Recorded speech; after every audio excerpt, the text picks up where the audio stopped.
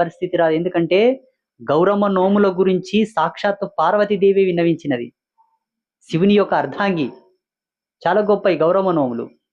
ఎల్లమ్మ దొంతులు అన్నారా?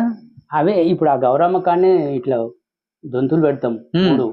ఇప్పుడు ఈ మూలకున్నాయి సార్. గౌరమ్మ నోములు నోమండి, ఇంకేమన్నా చేయండి. ఇప్పుడు గుడి కిచెన్ పక్కకు ఉన్నది. కిచెన్ లోనే వాయవ్య మూలకు పెట్టండి, తూర్పు కేంద్రకంగా పెట్టండి, చాలా మంచిది. కిచెన్ లో ఇల్లుకి మొత్తం సెంటర్ కాదు కదా. ఒకవేళ మీరు మాంస భక్షణ చేసేటట్టుంటే, మాంసం తినే వాళ్ళు ఉంటే కిచెన్ లో పూజా మందిరం నిర్మించొద్దు, ఫోటోలు పెట్టొద్దు.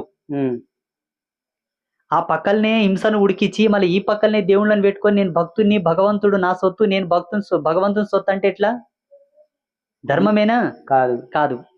చూడండి, మనమైనా శుచి శుభ్రతలతో ఉండడానికి ఇష్టపడతాం. మనకే శుచి శుభ్రతలు ఉన్నప్పుడు భగవంతునికి ఎన్ని ఉండాలి?